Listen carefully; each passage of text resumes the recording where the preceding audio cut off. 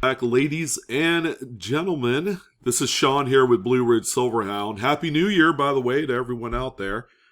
Well, as promised, we have our final pocket change market report of the year, and I loaded it up extra good for you guys. So normally we talk about 25 different listings. Today we went a full sheet, man. We went up all the way up to 33. And these best represent some of the best coins that you could find out in the wild today that you can either add to your collection. If you're a real true collector, you could add it to your collection or resell them.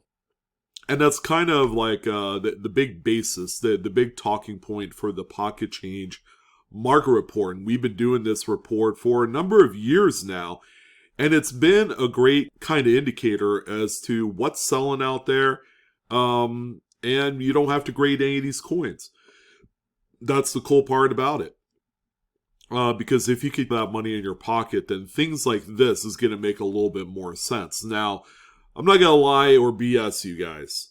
The whole error and variety aspect of the hobby is probably one of the more challenging things to understand. It's all about understanding the minting process even before it even happens. What are some of the steps that occur beforehand to kind of lead up to coins that now that's going to be something that a lot of you are going to have to research for yourselves. Okay, there's a lot of resources online and especially on YouTube on how the minting process works. I know the US Mint puts up videos on the subject, and so does the ANA. So as we go into 2024, okay, education, understanding. If you could put those two together, then you can do really well in this. And then we're going to have a whole crop of new coinage here in 2024.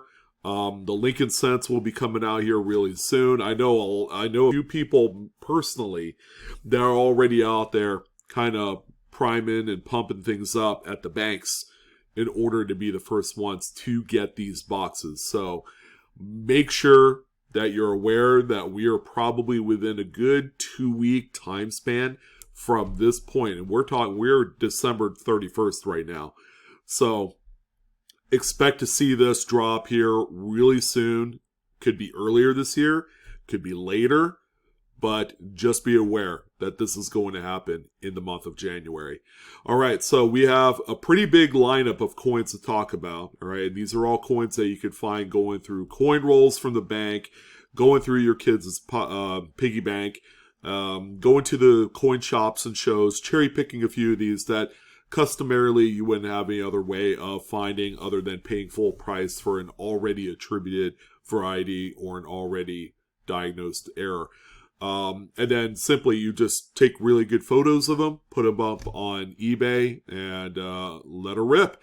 It can be simpler, and I know I do. I kind of lean and leverage this platform along with Whatnot, which we'll be talking about here momentarily, to sell some of these coins, and that's how I've been able to inject more money into the hobby, and among doing other things. I mean, you could use that money to pay off bills. We just got through Christmas, so there might be a few credit cards hurting right now.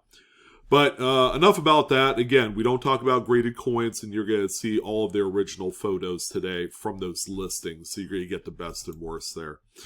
So here's our little bit of calendar of events. We're just going to highlight tonight's New Year's Eve coin auction. Plus, I'm going to take some time to do a little bit of a market talk analysis. And plus, how can you leverage things like the Pocket Change Market Report to help you invest in the future? Because you could take these coins that we could find out in circulation, that you could cherry pick at a coin shop, but do you want to hold on to it? Or do you want to use it as kind of a medium to sell and then bring some money in so that way you can invest in things in the hobby that are going to be much more meaningful, that's going to have a little bit more of a financial effect in the long run. And these are, in a sense, going to be coins and other commodities within numismatics that are going to be tried and true investments that you could, you know, at the moment's notice, you could take and turn into cash or trade and barter in for the things that you need. So we're going to have a little bit of a discussion about that tonight. So it's at 5 p.m. Pacific, 8 p.m. Eastern. Come, please join me. You don't have to bid or buy on anything. And by the way, our coin auction is going to be all inexpensive coins. A lot of great stuff. I've hit kind of like that sweet spot of $5 to $10 per item. And everything is going to start at $1. So don't expect high-end coinage in this stream, but it's going to be very approachable for a lot of new folks that are a little bit shy or timid about spending lots of money. Good news, it's going to be a very affordable show for a lot of people. So let's go ahead and jump right in and see what's sold here in the last 48 hours. Okay, we're going to start things off here with this 1999 Lincoln Memorial set. Now, I've had a few folks that have messaged me to see if there's anything interesting about this type of coin. And it just so happens that's the first one on our list. So this one, if you look at the reverse, especially on the memorial building, you could find these little die chips that look like this. These have a nickname called the Beehive die chip because they resemble a little bit of a beehive. Now, this one in real life, I'm sure would be a monstrous beehive that I would run away from. But when you see these particular anomalies, whether they're in the design of the memorial bays or sitting outside of the building, just kind of hanging there, these actually have a little bit of value. So when you do come across them, you know, they're neat oddities. They are a mint error. Just a piece of the die through general wear and tear had come apart and fallen out, thereby leaving an empty cavity on the die, so that when these coins are struck, the pressure of the strike will allow the metal flow to go into that empty cavity, thereby creating a raised event on the coin where it normally wouldn't have. This particular one sold for $4.65. Now, is it prudent to go and sell, you know, one or a few of these as they sit at $4.65? You know, there's not a lot to love there as far as trying to make some money, especially going about it this route. If I had a few of them in quantity, I could probably sell them as a batch and sell them, you know, if I had 3 of them, I'd sell for $12, things like that. And that's where it's going to be a little bit more realistic for you to make some money, as opposed to trying to bang your head against the wall to ship one item and then come away with only making about $1. It just doesn't seem fair. The next one that we have here, we're going to just kind of keep an eye out on these improper alloy mix Lincoln cents. And you can also find them on other different types of coins like nickels. You know, you can find this anomaly. They're more desired on Lincoln cents. Anything pre-1960 would certainly fall in that category.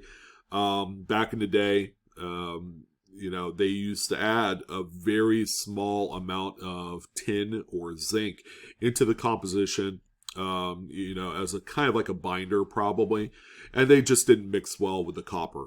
All right, so when that happens and the you know, the strips are rolled to the desired thickness, you know, they will show up as a wood grain effect on either the obverse, the reverse, or both. This one has it on both sides, and it's really pretty. Some would say it looks like a tiger stripe. I like wood grain because it really does look like wood grain, like a, you know, like a really nice tabletop or something like that. This is a 1919. This is one of the more common dates to search for these type of things. Anything from the teens is quite common for improper alloy mix. Now, you're going to see also on the reverse, there's some attached lamination peels as well. This goes hand in hand with the improper alloy mix, you know, because with laminations, that's usually in an impurity, you know, in the metal mixture as it sits. So usually you'll find one or the other or both on the same. This one right here sold for $8. Okay, so, you know, more people are coming into collecting these because they're still affordable. It used to be you could buy these for a couple bucks. You know, they're up to $5 to $10. I've seen a few of them up to 15, 20, depending on the eye appeal of the wood graining on these. Like this next coin right here. Believe it or not, sold for a little bit more, but it's my least favorite of the two. Now, the obverse is fine as far as the wood grain. The reverse, not my favorite. Plus, you know, this one does have quite a bit of wear on the reverse, and it's a very light-looking wood grain as it sits. So something like this one did sell for $13.91. So a little bit more, but just, you know, kind of showing you guys the market for these things. And they're both 1919 as far as the date. So you guys know that this is a relatively common date for this occurrence. The next one that we have here, this was actually kind of nice. This is a 1883 Indian head cent. You'll notice a pretty substantial weakness in the strike on the obverse. So when we see things like this, obviously there was a healthy amount of grease that were on that particular die prior to the strike. So, you know, when the coins are being struck and there's a lot of grease on one of the dies, it's not going to completely strike up all of the devices. As you can see here, a good fair chunk of United States is missing on there, along with some of the detail in the headdress, the feathers, the hair, the tip of the bust, things like that. But you can see on the reverse, it's a completely nice, healthy strike.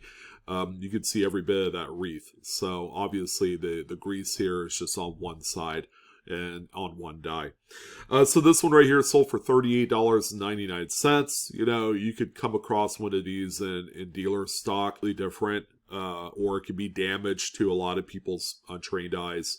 But when you do come across this and it looks like this, just know what it is and that it is you know, if it's as dramatic as this one is, it'll sell for a decent amount to an error collector.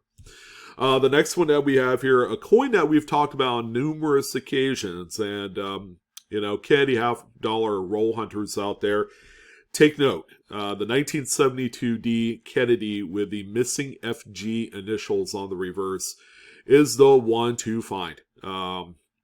I've seen these sell in varying price ranges, as low as $10-15 for a coin that doesn't look too hot. You know, it's pretty well circulated. This one is has some circulation wear on there, but you know, outside of that, it's still a decent looking coin.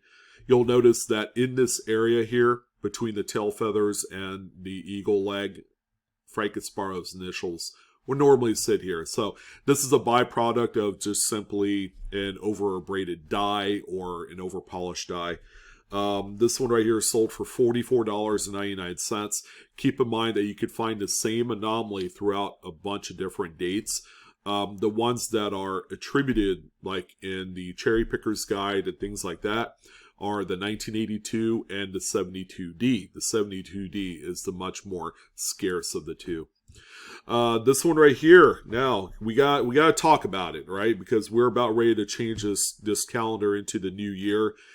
2023 Extra V Lincoln cents are still equitable, and we can kind of thank the grading companies for this, because if it wasn't for the fact that a PCGS, NGC, Annex, these grading companies, you know, were beginning to grade these, then, you know, outside of that, we would see these things die off by now. All right, it's just a normal progression of like a new discovery or an error or variety that normally comes out for the year. You know, once it changes into the next calendar year, things kind of wane off. But this one right here is for a lot of two of these coins. And you're going to see that little V notch next to the initials of Victor David Brenner at the base of Lincoln's bust.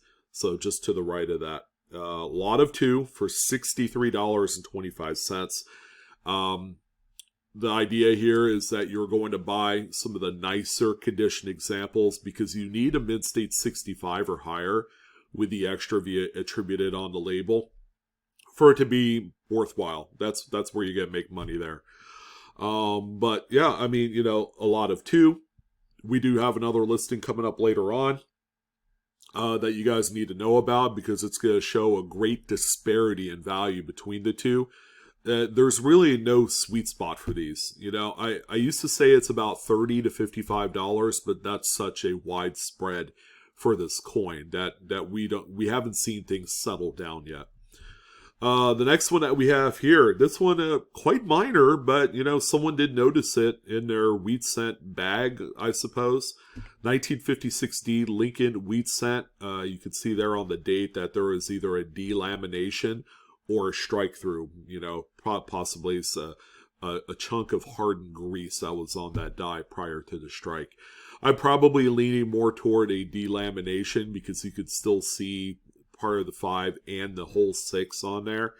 This one right here sold for $12.38, and a lot of people have overlooked this. This coin has circulated a good deal over the years, and you know, one person that thinks that maybe it took a hit, it's damaged. Another person, under a close examination, will prove it otherwise.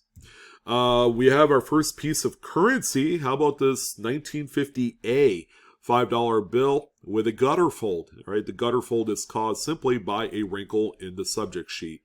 So when the wrinkle is not stretched out, it's printed over to leave you with an empty channel there, as you can see, and it carries over on the reverse. So at no one point was that wrinkle stretched out until the note was completely printed, front and back, and then cut. So this one right here sold for $108.29 with 27 bids. We also have this 1996 non-colorized $100 bill. Man, hard to believe this thing's 28 years old now. I remember when these things first came out, but this one right here does have a little bit of an inked annotation there, that with that 16, so it does have writing on there, which theoretically makes it a details grade note with the writing. When we look at the back, we have quite a substantial error here.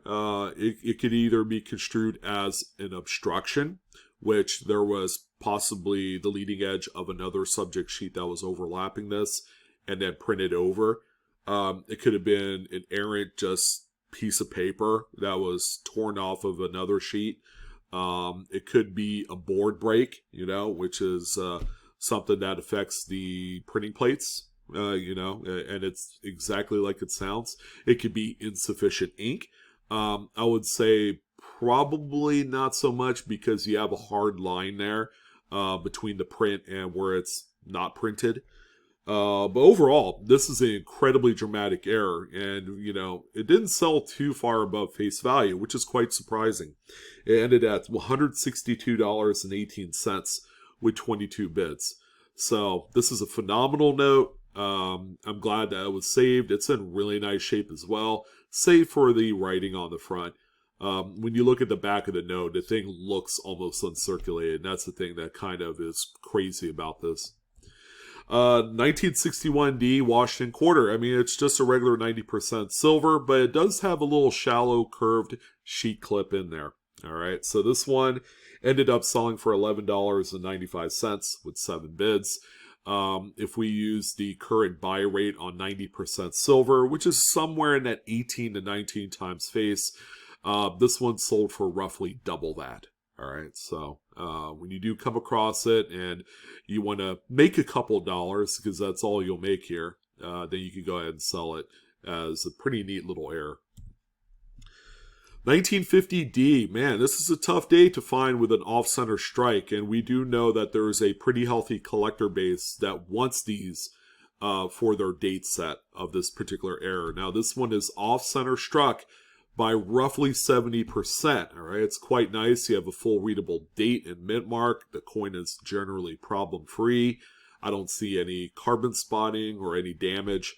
This one right here ended up selling for $73.99 as a quick little buy it now snag. We also have this 1970D Lincoln Memorial.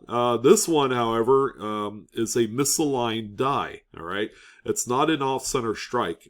Sure, it looks off-center looking at the front of the coin, but when you flip it over, you have a really nice centered strike on there, and that's the misaligned die aspect of it.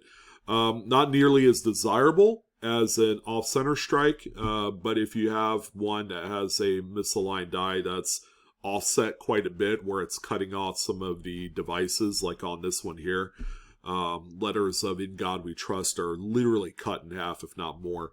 This one sold for $29 with 9 bids. So this represents a great example of one that a collector might want to have because it is so far dramatic than anything else. 1906 Liberty V nickel. So where the heck is the other side of this thing? Well, this is an exact split of the coin. Probably at one point it was a clamshell lamination where it was split right on the edge. And yeah, the two pieces just kind of fell apart from each other. So there is another piece out there that has just the reverse image on it. Where it is anybody's guess, but you could tell this one because it has kind of like that just old kind of granite stone-faced appearance on one side. Very unmistakable, very cool error. This one ended up selling for $56.59 with 8 bids. We have our first little duo here. We have a duo of off-center struck coins. We have a Statehood Quarter Series, and this one will surprise you because you don't see this one too much. And then we have the 83p Washington Quarter that's off-center by about 10%. Nothing too crazy there because we've seen that date on multiple occasions. When we flip it over, check that out. That's a Tennessee 2002 Denver. That's a tough one right there. And then there's the reverse of the 83. So this pair sold for $30.79 with 9 bids. If the coins were sold independently from each other, the Tennessee will probably end up bringing in $30 just by itself. So you're pretty much in this case, because of the rarity of finding a Tennessee quarter that is either broad struck or off center, that one sells for exactly what this lot sold for, and then the 83p would just be a bonus on top of this. So recognize things like this and you could do really well. The good news is there are a few listings here in the last day or two that kind of buck that trend, like, hey, I'm selling this as a lot. You either buy it as it is because I'm just trying to get rid of it, or whatever. But yeah, there was a few good deals on bulk here this week. We also have this one here. I probably found 2 of these and they never looked this nice. 1882 Indian Head Set is just a run-of-the-mill date. It's not a rarity as far as a standalone date is concerned. Nice condition examples can be had for around $20, $25, something similar to this. But this is actually a very well-known error. It's a snow variety, actually. This one is the broken 2 variety. So if you look at the 2 in the date, you can see that, there's the little ball of the 2 and then an empty spot and then the rest of the 2 on there. So that's the broken 2 variety. This one right here is sold for $185.99. And if you're looking through your Indian head sets, keep an eye out on the broken 2 1882 Indian. The next one that we have here is one of my favorites of the week. This is a really, really nice clash die on the 1990 Lincoln. Really nice shape, high grade example. The jailhouse Lincoln that you see here is unmistakable and very easy to see without the aid of a magnifying glass. This example sold for $44.99, and that's a little bit higher kind of premium on something like this. As this coin really showcases the die clash very nicely. Alright, so our kind of head scratcher of the week has to be this quartet of 1916 Mercury dimes. Now, the seller had this one available. All the coins are really low grade to the point where you can't really see what the mint mark is, but this is kind of like a gambler's speculation lot.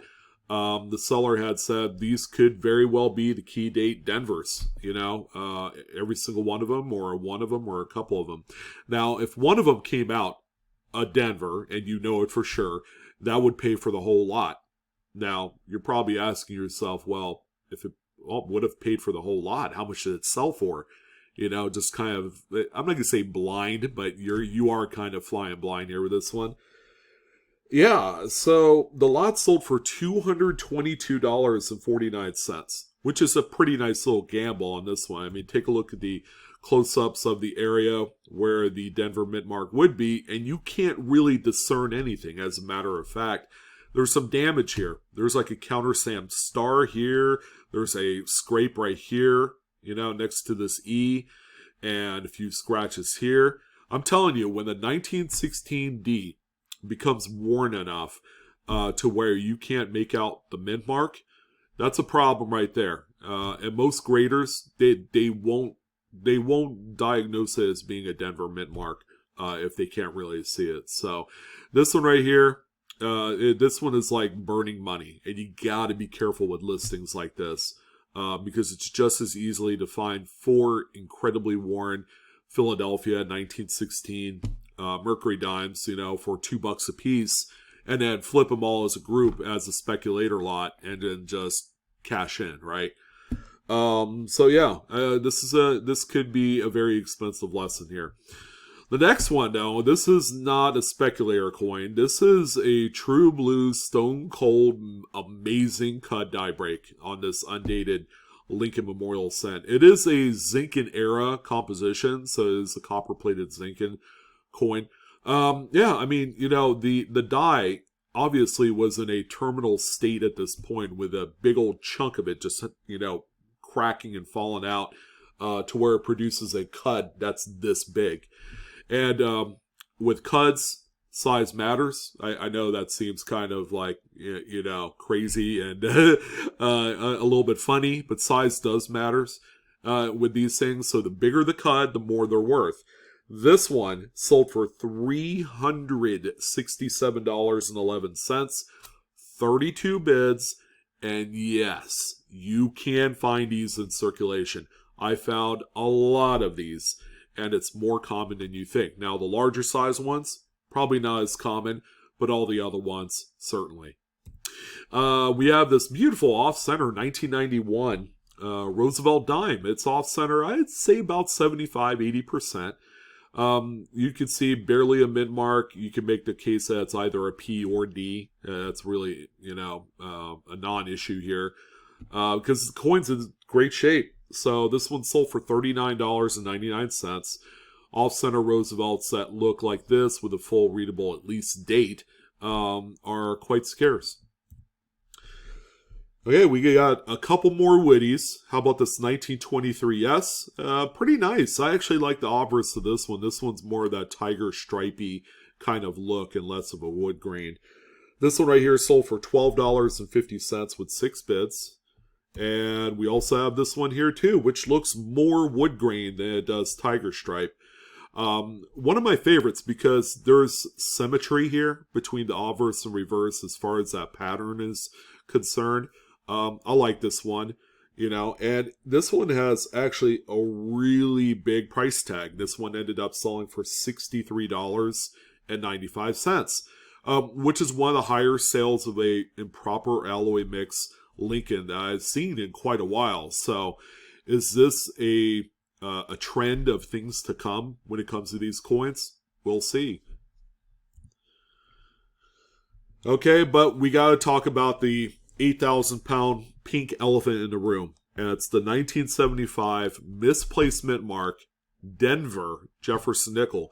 This is the second one in this last 7 days that I have chronicled.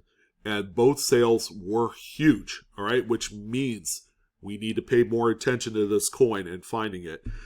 So when you're looking for this one, and this one is going to be in the next edition of the Cherry Picker's Guide, because this one, if you went on PCGS's website, they have this listed, I guess, as maybe FS401 or something like that. It's already a variety on their website, and it does have a classified FS number. So this one right here, ladies and gentlemen, when you can find that Denver mint mark that's nestled between the 5 and Jefferson's, like, ponytail little tie thingamajig there, congratulations, this is the one. Now note the condition. It's not great by any means. This one has been through many hands. However, it's hard to ignore a coin that did sell for $300 I mean, these things, it's like shooting fish in a barrel. When you come across them, it's easy money. The only decision now is, do you want to sell it or keep it? Because that's a lot of money to tie up for a coin like this. And, you know, when I go on my Whatnot stream tonight, we're going to talk about things like this, where you could sell it for $300, and then what you going to do with the $300? You know, you could very just as easily buy a 5-ounce silver bar and a few other things. I mean, you know, we recognize opportunities like this where we could sell it and then trade it in for something that has a much more meaningful impact for our financial future when you're tying in numismatics and precious metals. So here's our next slot, and I'm not as high on this one as I originally was. It did sell rather comfortably, so it's a lot of 5 nickels. Okay, I can tell you this for certain that 3 of them are legit. 4th one might be, but this is a lot of error nickels, and the lot sold for $26.50 with 3 bids. So the off center checks out. The top nickel in the blue holder, that's a clip. And the one on the bottom right is a clip as well.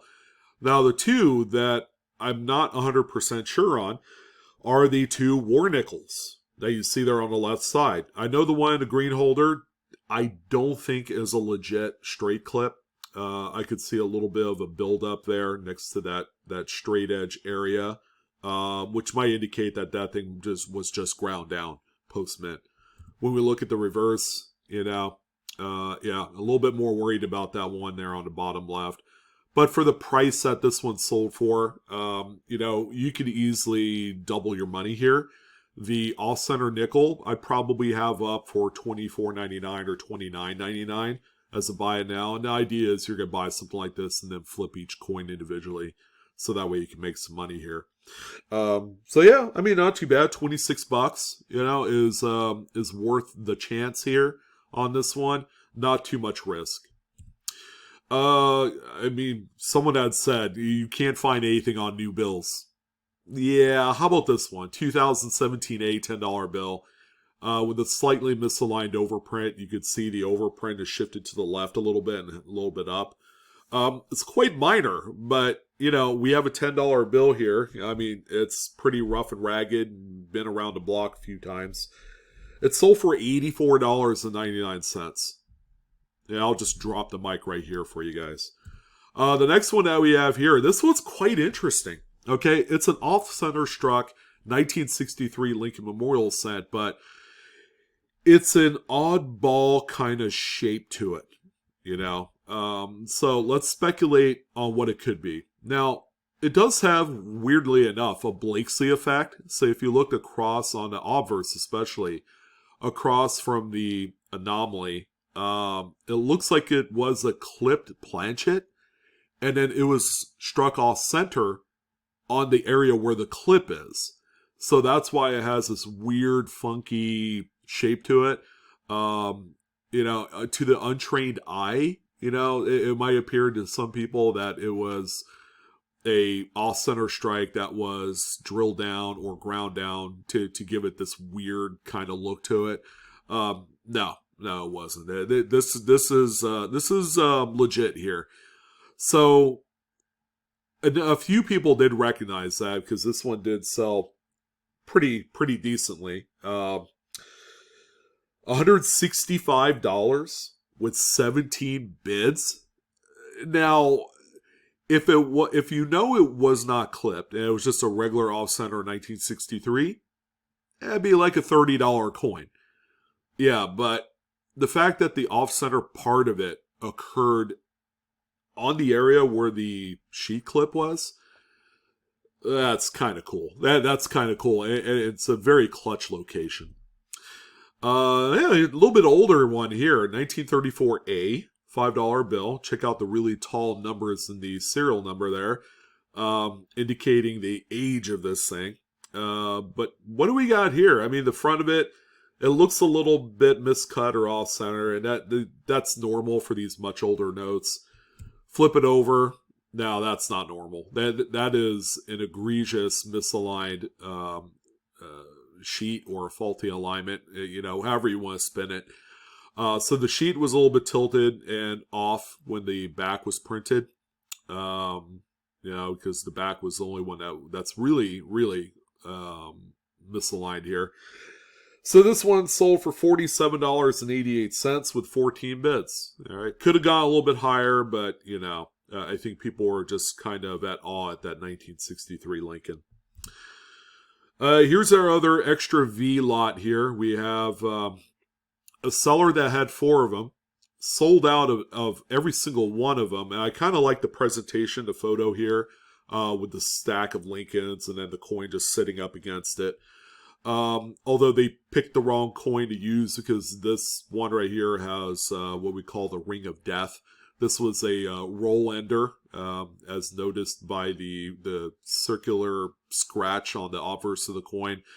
Yeah, but this is an extra V Lincoln shield cent, all right? And every single one of the 4 that this seller had, they sold for $75 a piece, all right? And they mustn't be in really good shape, save for this one here that was used for the display image.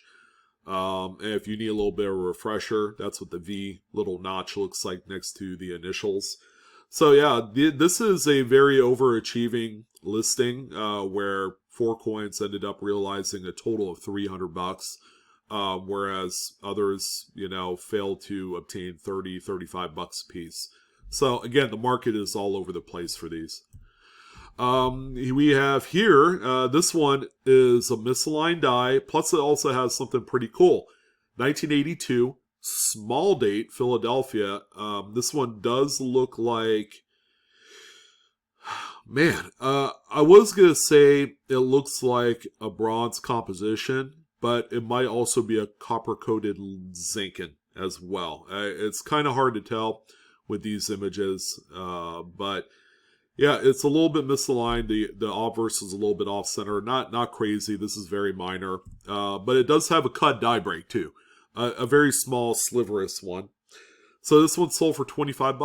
All right, and that's really because of the cut and nothing else. The misaligned die, I don't think really adds any extra value here. So we had this one come across. It's a lot of, I'm going to say lot of 2 pieces. Okay, so just so we understand that the coin on the right, the 1942 Lincoln cent, is a delamination. The piece on the left does not match the coin on the right. That piece was probably found in a bank bag or in a roll or something, but the actual edge does not match the coin. So I think there are 2 different coins here. And it's kind of hard to look at the left image with that flake and call that a coin, but it still is a coin. But yeah, I mean, this is pretty neat. And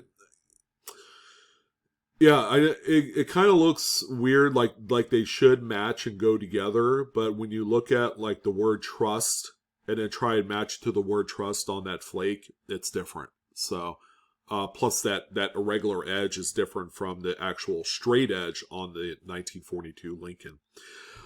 It's a very interesting lot. They even put it together in this image here to make it appear like they go together, where they really don't. And if you look at the word liberty here, it does not match, right?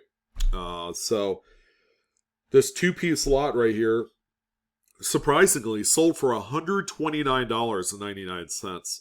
The fragment and the other coin. Again, I'm just at awe sometimes about these type of listings. It says dual air. There's a lot of things that are very kind of like wrong and cryptic with this listing. But I don't know. I've shaken my head at a lot of other things. This one is one of them. Yeah, this is probably the steal of the day. It might be. A lot of 4 off-center struck Lincolns here.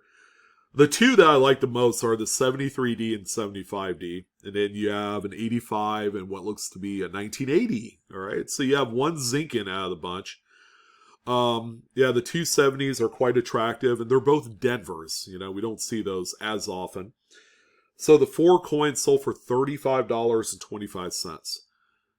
I could take a lot like this and just about 3x my money. The 73D and 75D, those are easy $30 bills all day long for each one of those. The 1980, I'd probably say is another 20, and then the 85 is another $20 bill. So, yeah, I mean, this is $100 worth of coin for 35 bucks. So, again, if you guys are falling asleep on these opportunities and you're like, well, how do we make money on this platform? You know, I'm sitting here spinning my wheels, looking through bankrolls, not knowing what I'm doing.